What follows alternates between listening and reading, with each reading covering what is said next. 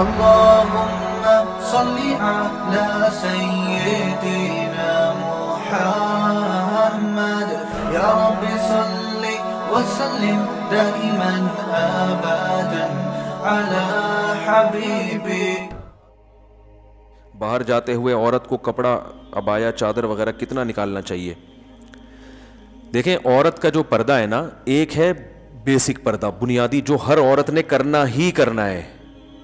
وہ کیا ہے کہ پورا جسم چھپا ہوا ہو سوائے چہرے اور ہاتھ کے. یہ تو پوری امت کا اجماع ہے کہ اتنا پردہ تو عورت نے بولو بھائی کرنا ہی کرنا ہے. اس میں کسی کا اختلاف نہیں ہے. بال نہیں کھول سکتی، کلائیاں نہیں کھول سکتی، پنڈلیاں نہیں کھول سکتی، پاؤں، چہرہ اور ہاتھ. یہاں تک سمجھ میں آئی بات؟ یعنی یہ تو اس کا تو آپشن ہے ہی نہیں سر کے بال کھولنے کا یا سر سے چادر ہٹ جائے. دوسرا ہے چہرے کا پردہ. تو چہرے کے پردے کے بارے میں علماء کا اختلاف ہے.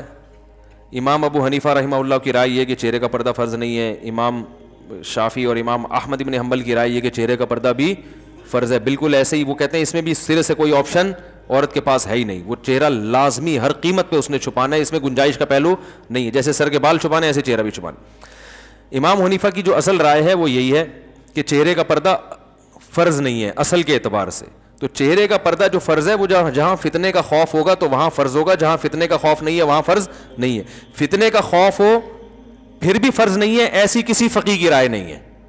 کیونکہ قرآن مجید کی جو آیت ہے نا یدنین علیہن من جلابیبہن، جب گھر سے باہر نکلو تو اپنے اوپر چادریں ڈال لیا کرو، تو ظاہر اس میں چہرہ بھی آئے گا.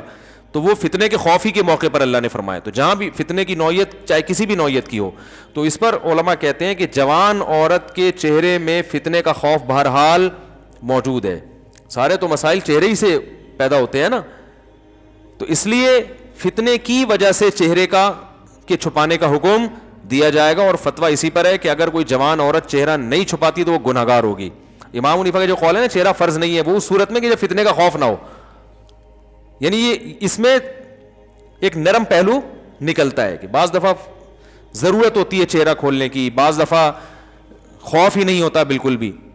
تو اب متاخرین حنفیہ کا فتویٰ اسی پر ہے اور اسی پر تقریباً سارے علماء جو فقہ حنفی کو فالو کرنے والے ہیں سب متفق ہو چکے ہیں.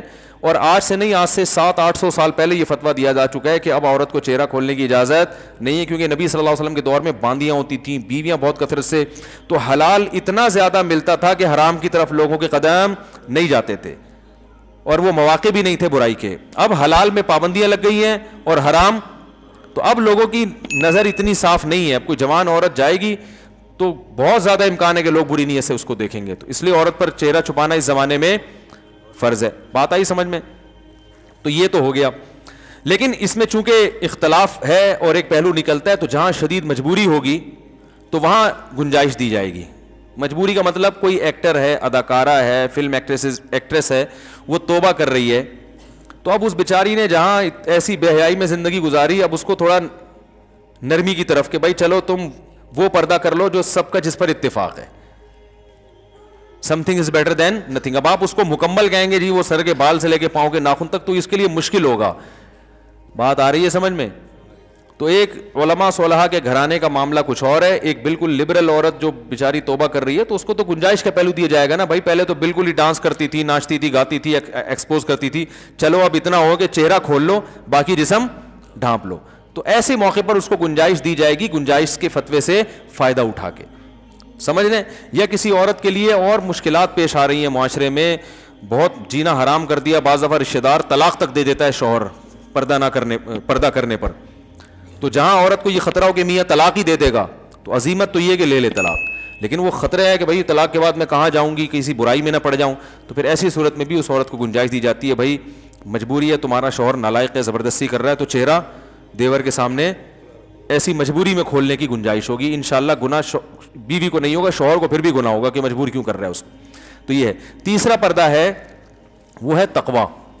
تقوی کا تقاضا یہ ہے کہ عورت سر کے بال سے لے کے پاؤں کے ناخن تک اپنے آپ کو. اچھا یہ جو بوڑھی عورتیں یہ چہرے کے پردے سے مستثنا ہے، ان پر لازم نہیں کیونکہ اس میں فتنہ نہیں ہوتا.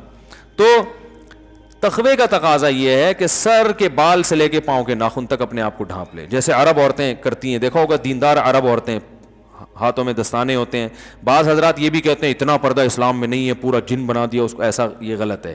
اسلام نے پردے کو اپریشیٹ کیا ہے, جتنا زیادہ اپنی مرضی سے عورت پردہ کرے گی اتنا زیادہ پسندیدہ ہے. صحابیات میں مخدرات بھی ہوا کرتی تھیں. مخدرات کہتے ہیں وہ عورتیں جن کے جسم کے کپڑے پر بھی کسی کی نظر نہیں پڑتی تھی, اتنا اپنے آپ کو مردوں سے چھپاتی تھی. تو اسلام نے عورت جتنا زیادہ پردہ کرے گی اس کو اپریشیٹ کیا ہے. ہاں بشرطے کہ اس سے ضروری کاموں میں حرج نہ ہو رہا ہو. اب جوائنٹ فیملی میں بہو صاحبہ نے مخدرات میں شامل کر کے دروازہ بند کر کے کنڈی لگا دی کہ دیور کی میرے کپڑوں پہ بھی نظر نہیں پڑنی چاہیے, تو یہ تقوی کی یہ مقام تو حاصل ہو گیا, لیکن روٹیاں کون پکائے گا بھائی, گھر کا کام کون کرے گا ہے, یا جو بھی گھر کے کام کاج ہیں جو سب نے مل بانٹ کے کرنے ہیں, وہ تو ایسے موقع پر اس کو کہا جائے گا بھائی چہرے کا پردہ کریں آپ. باقی جتنا پردہ کام کاج کے دوران اگر کچھ تھوڑی بہت کلائیاں کھل جاتی ہیں یا ہاتھ بات کھات کھل جاتے ہیں وہ معاف ہیں. امام ابو یوسف رحمہ اللہ سے صراحتاً منقول ہے کہ جوائنٹ فیملی میں اگر گھر چھوٹا ہو, عورت برتن دھوتے ہوئے اس کی کلائی کھل جائے اور دیور کی نظر کلائی پہ پڑ جائے تو انشاءاللہ گناہ نہیں ہوگا, کیونکہ اس سے بچنا بہت مشکل ہے نا. آستین پوری یوں کر کے وہ برتن دھوئے گی تو آستینیں گیلی ہوتی ہیں, تو تھوڑا بہت اس کو آستینیں چڑھانی پڑتی ہیں, احتیاط کے باوجود بعض دفعہ نظر پڑ جاتی ہے.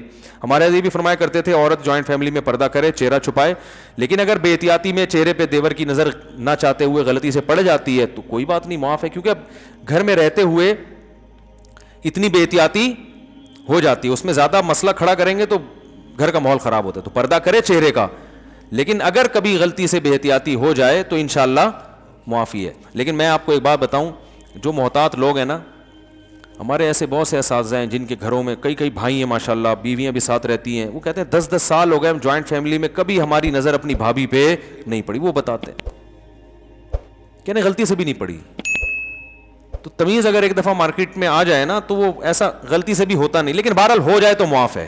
یار ہم تو 10 سال سے رہ رہے ہیں, کبھی نظر بھی نہیں پڑی, اکٹھے رہ رہے ہیں, نہیں پڑی. تو وجہ اس کی ہے کہ ان کو پتا ہوتا ہے بھائی بیگم آ رہی ہے یا بھابھی ہے, بھابھی آ رہی ہے تو نظر وہ خود ہی نیچے کر لیتے ہیں. بھائی ٹھیک ہے انہوں نے کھانا رکھا, چلی گئی, نظر پہلے سے نیچے. جو جس کی نگاہیں خراب ہوتی ہیں نا وہ پہلے دروازے پہ یوں کر کے دیکھ رہا ہوتا ہے, آنے تو دو, پہلے دیکھوں گا میری بیگم ہے یا بھابھی آ رہی ہے, آنے دو. آئے گا اچھی طرح مطالعہ کرے گا, پھر کہے گا بھائی اسلام میں اچھا نہیں ہے. اور جو تقوی والا آدمی ہوتا ہے وہ نظر ریچ ہی کرتا ہے, وہ کہتا ہے اگر بیگم ہوگی تو خود ہی منہ سے بول دے گی نا کہ میں بیگم ہوں, تو نیچے رکھو منہ نظر. جب وہ کھانا لے کر آ رہی ہے کچن کے کھٹ پٹ سے اندازہ ہو گیا بھابھی کھانا لگا رہی ہے میرے لیے, تو بھائی پہلے سے نظر نیچے رکھ لو, وہ آئیں گی رکھ کے چلی جائیں گی, ٹھیک ہے نا. اور اگر بیگم ہے تو بیگم منہ سے خود ہی بول دے گی. بھائی بیگم تو ایسا بولتی ہے, آپ کو پتا ہے اس کو چپ کرانا مشکل ہوتا ہے.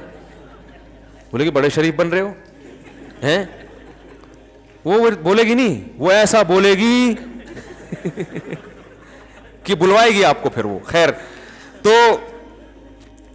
تمیز والے سب اگر ہو جائیں نا تو معاملہ آسان. ایک جوائنٹ فیملی میں گھر کی خواتین سارے کام کاج بھی کر لیتی ہیں اور پردے پر بھی عمل ہو جائے. ایک بھی اگر شرارتی ہوگا نا دیوروں میں, وہ فتنہ کھڑا کرتا ہے, اور ہوتے ہیں اللہ معاف فرمائے, آپ لوگوں کے علاوہ کی بات کر رہا ہوں.